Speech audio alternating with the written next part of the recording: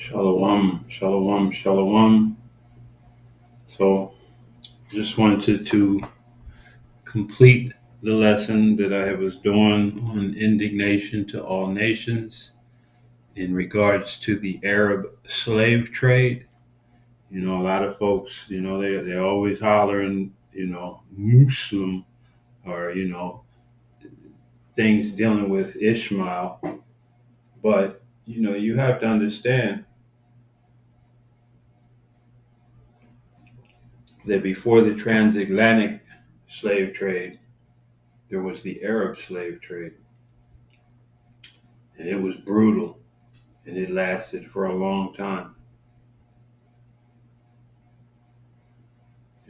So and before that, you know, all nations, all nations have had us in subjugation.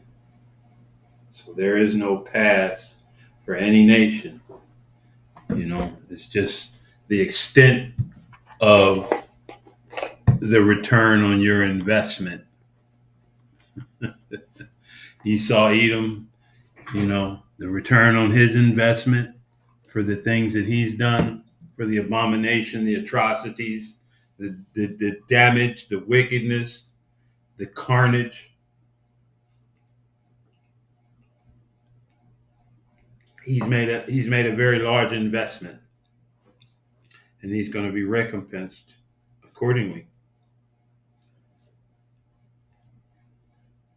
So as you can see, we have the disclaimer up. And while I have this disclaimer, I want to begin by giving all praise, honor, and glory unto Yahweh, Bahasham, Yahweh Shai, Bahasham, Rahachadash, and double honors to the apostles, elders, bishops, leadership of Great Millstone.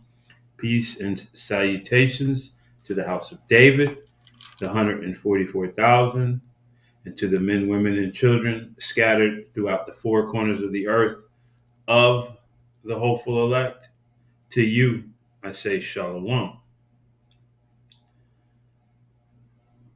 So this second part, just kind of putting it up raw. I'm going to mostly air the video, the remainder of the video, and as the Spirit allows, we'll add scriptures, and we will complete this particular lesson.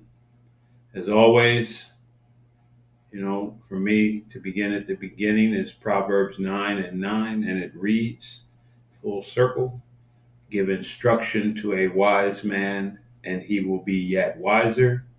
Teach a just man, and he will increase in learning. How is this made possible?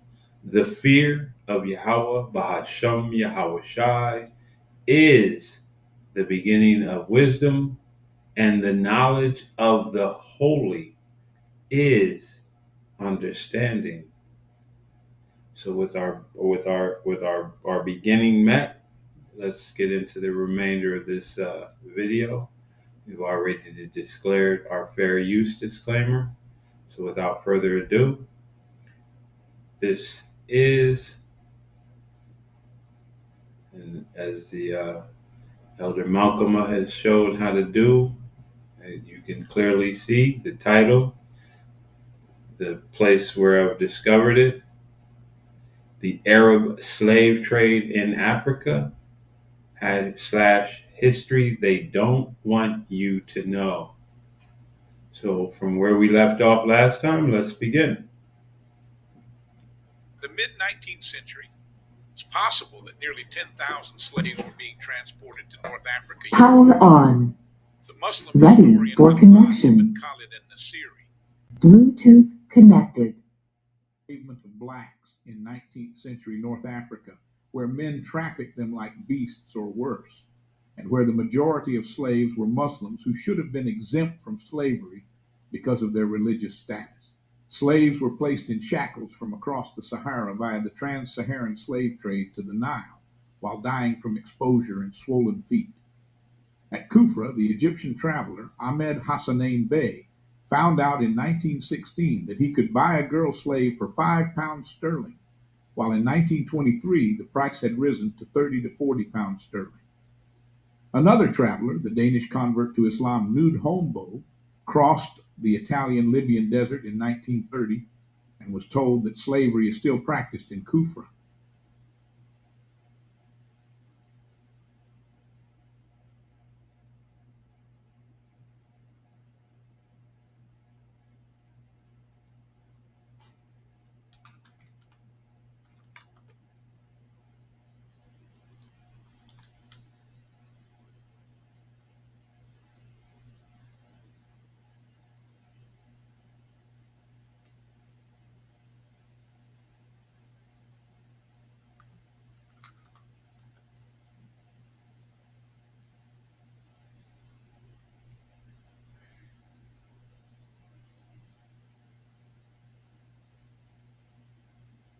This is Joel 3:3, and it reads, "And they have cast lots for my people, and have given a boy for a harlot, and sold a girl for wine, that they might drink." It says, "Yea, and what have ye to do with me, O Tyre and Zidon, and all the coast of Palestine? Will ye render me a recompense? And if you recompense me swiftly and speedily, will I return your recompense upon your own head, because ye have taken my silver and my gold, and have carried into your temples my goodly, pleasant things. The children also of Judah and the children of Jerusalem have ye sold unto the Grecians, that they might remove them far from their border." So these devils and these, man, none of you, again, none of you get a pass, man. None of you get a pass. And that he could buy a slave girl for 30 pounds sterling at the Thursday. According to James Richardson's testimony, when he visited Gadamus, most slaves were from Bornu. According to Rad Batter, based on estimates of the trans-Saharan trade, between 1700 and 1880, Tunisia received 100,000 black slaves, compared to only 65,000 entering Algeria, 400,000 in Libya, 515,000 in Morocco, and 800,000 in Egypt. Abolition. After the establishment of the British and Foreign Anti-Slavery Society in 1839 to fight slave trading in the Mediterranean, Ahmad ibn Mustafa, Bey of Tunis, agreed to outlaw exporting, importing, and selling slaves in 1842, and he made slavery illegal in 1846. In 1848, France outlawed slavery in Algeria. Despite the British outlawing the slave trade in 1833, Turco-Egyptian troops of Muhammad Ali of Egypt continued to export approximately 20,000 slaves annually from Sudan. Merchant princes such as Al-Zubair Rama Mansur, appointed Khedive in 1873, controlled trade in Bahr el Ghazal and the routes to Kordofan and Darfur. In 1929, the Sanusi Center of Kufra in the Sahara was pointed out as a center of the trans-Saharan slave trade. The Italians reported to the Advisory Committee of Experts on Slavery in the 1930s that all former slaves in Italian Tripolitania were free to leave their former Arab owners if they wished, but that they stayed because they were socially depressed. The oases of Cyrenaica and the interior of Sanusia, the trans-Saharan slave trade had been erased in parallel with Italian conquest, during which 900 slaves had been freed in the Kufra slave market. In 1936, the report to the Advisory Committee of Experts on Slavery from the French, British, and Italian stated that they all surveyed the water along the caravan routes in the Sahara to combat the trans-Saharan slave trade from Nigeria to North Africa. In 1938, the French claimed that they had secured control over the border areas alongside Morocco and Algeria and effectively prevented the trans-Saharan slave trade in that area. Slavery was not abolished in Mauritania until 1981. In the 1980s, during the Second Sudanese Civil War, there was a resurgence of the Sudanese slave trade under the National Islamic Front and groups such as the Bakera and Rizagad. Slavery in the post-Gaddafi Libya. Since the beginning of the Libyan Civil War of 2011, that saw the overthrow of Muammar Gaddafi's regime by NATO-backed anti-Gaddafi forces, Libya has been plagued by instability and migrants with little cash and no papers have become vulnerable. Libya is a major exit point for African migrants heading to Europe. The International Organization for Migration, IOM, published a report in April 2017 showing that many of the migrants from West Africa heading to Europe are sold as slaves after being detained by people smugglers or militia groups.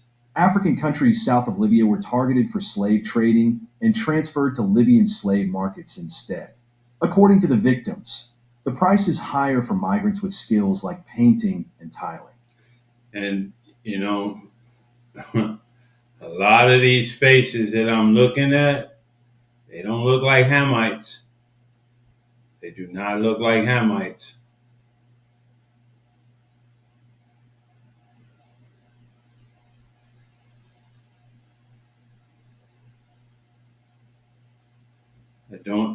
It don't look like no Hamite.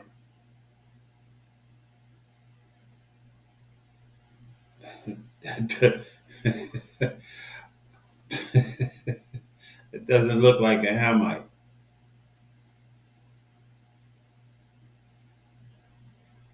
They were targeted for slave trading and transferred to Libyan slave markets instead. According to the victims, the price is higher for migrants with skills like painting and tiling. Slaves are often ransomed to their families, and in the meantime, until ransom can be tortured, forced to work, sometimes to death, and eventually executed or left to starve. Women are often raped and used as sex slaves and sold to brothels and private Libyan clients. Many child migrants also suffer from abuse and child rape in Libya. In 2017, CNN received a video of a slave auction in Libya. A human trafficker told Al Jazeera hundreds of migrants are bought and sold across the country every week. Migrants who have gone through Libyan detention centers have been severely abused, including electric shocks, burns, lashes, and even skinning.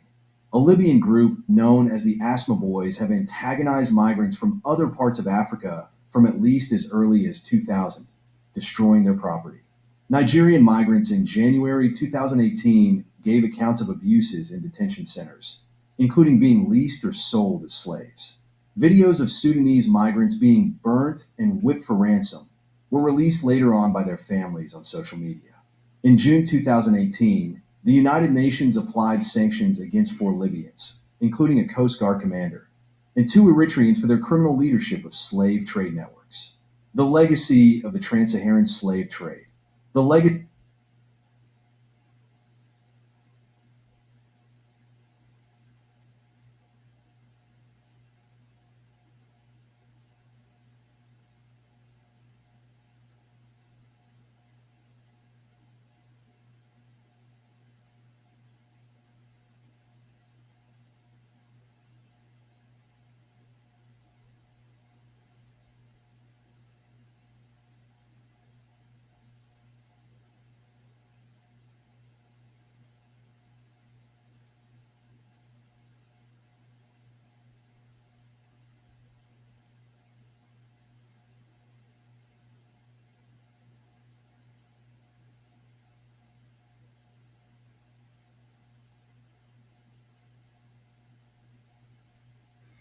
This is Isaiah 43.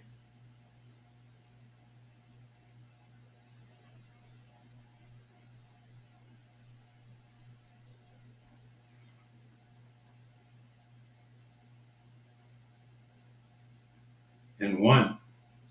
But now, thus saith Yahweh, Bahasham Yahweh Shai, that created thee, O Jacob, and he that formed thee, O Israel. Fear not, for I have redeemed thee. I have called thee by thy name. Thou art mine. When thou passest through the waters, I will be with thee. And through the rivers, they shall not overflow thee. When thou walkest through the fire, thou shalt not be burnt, neither shall the flame kindle upon thee.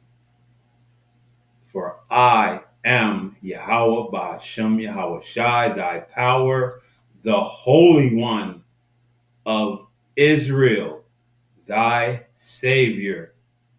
I gave Egypt for thy ransom, Ethiopia and Seba for thee.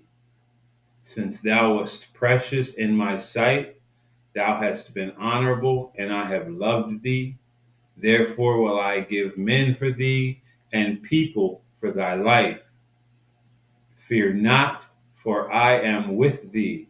I will bring thy seed from the east, and gather thee from the west. I will say to the north, give up, and to the south, keep not back. Bring my sons from afar, and my daughters from the ends of the earth, even every one that is called by my name. For I have created him for my glory. I have formed him, yea, I have made him. So all that's been done to us, all that we've gone through, everything that we've endured,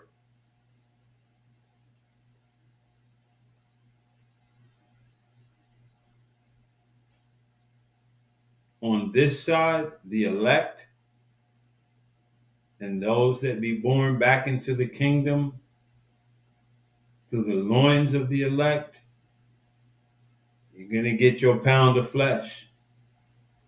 These nations, man, if they, hey, you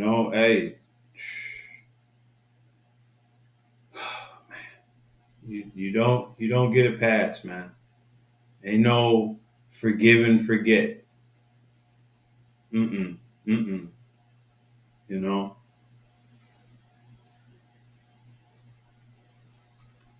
Ain't no let bygones be bygones.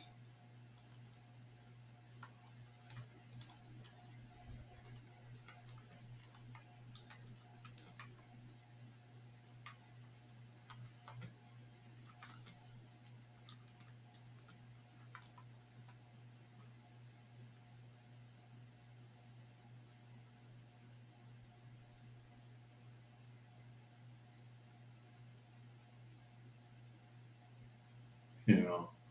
Ain't no, everything gonna be mm-mm. Mm-mm. Nope. Nope. Because even if Jake feels that overwhelming ooey gooey feeling in his chest to want to forgive you, hey, the Most High ain't forgiving you. You don't get a pass on this one. None of you nations, man. None of you nations get a pass on this one. There's no amount. Hey, what did he say on the Tyrian side? If you recompense me, well, speedily. Well, put that back on your boy. Hey, Ecclesiastes 3:15. That which hath been is now, and that which is to be hath already been, and the Most High requireth that which is past. So, hey, there's a higher power that's requiring a recompense, man. Don't matter what you did, what a broken down Jake may think and feel, and want to forgive everybody and love everybody, and just we all kumbaya. Negative, man, negative. That Jake is gonna cook on this side. When he come back in the kingdom, he gonna be in his right mind, and his right mind is to put a foot to tail.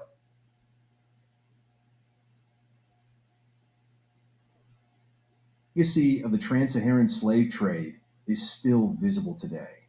In places like Morocco, Tunisia, Sudan, and Mali, descendants of enslaved Africans form part of the cultural and ethnic mosaic. However, many of these communities still face discrimination and are often marginalized within their societies. Understanding this legacy is crucial, not only to confront the historical injustice, but to acknowledge the ongoing impact that the trans Saharan slave trade has had on the cultural and social fabric of Africa and the Arab world. Thank you for watching. If you found this video insightful, don't forget to like, share. So that's the culmination. As I stated in the beginning, you know what I mean? Hey, you gotta take the meat, pick out the bones, as we was taught by our apostles and elders. So, much of what they show you, they may show you the so-called white face on characters that uh, of antiquity would have been, of a melanated people. But that's neither here nor there, because none of them getting a pass. From this devil here, whom you see on your screen, to the rest of them, Lincoln ain't getting a pass. None of these devils, man. None of them. From the Ishmael to the Moab to Ammon to Elam, you know, Ham, none of them get a pass. Judgment is coming for all of them. Just some worse than others. Some have been since the beginning, from Babylon, when the Babylonians was taking us down. Some were there, rounding us up, killing us, you know, hunting us down, you know, tearing down, sacking our temple, burning it down, raise it, you know. There's, from the Greeks, cutting the women open if they followed their customs, slitting them if they circumcised the child, killing the babies, you know, putting anyone to death who declared themselves to be, an Israelite, a Judean. Yeah, there's a recompense coming, man. Can you smell it? Man. So, hey, and what is this, what does the scripture say? Because we know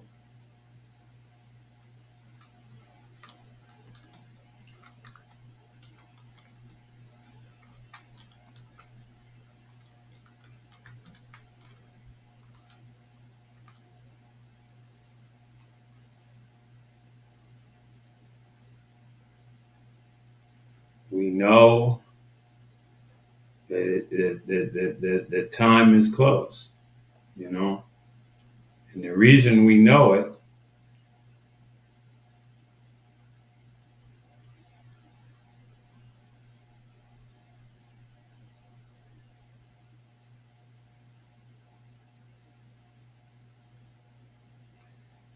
is in Second Ezra 9:1, and it reads, "He answered me then and said, Measure thou the time diligently in itself, and when thou seest part of the signs past, which I have told thee before, then shalt thou understand that it is the very same time wherein the highest will begin to visit the world which he made. Therefore, when there shall be seen earthquakes and uproars of the people in the world, then shalt thou well understand that the Most High spake of those things from the days that were before thee, even from the beginning." So we know what time we're in. There's no doubt in our minds. There's no doubt in our minds. So this wasn't meant to be a long lesson. Lord willing, you were edified. Full circle conclusion. Ecclesiastes 12:13. Let us hear the conclusion of the whole matter. What is the beginning? The fear of the Lord. What is the conclusion? Fear the Most High and keep his commandments. For this is the whole duty of man. For the Most High shall bring every work into judgment with every secret thing, whether it be good or whether it be evil. So with that, man, hey, righteous indignation to all you nations. None of you get a pass. I pray that this was an edifying lesson. And in closing, I want to give all praise, honor, and glory once again unto Yahweh, Bahasham, Yahweh Shai, Bahasham, Raha Kodash. Double honors, as always, to the apostles, the elders, bishops, the leadership of Great Millstone. Peace and salutations to the house of David, the 144,000, and to the men, women, and children scattered throughout the four corners of the earth of the hopeful elect. To you, I say shalom.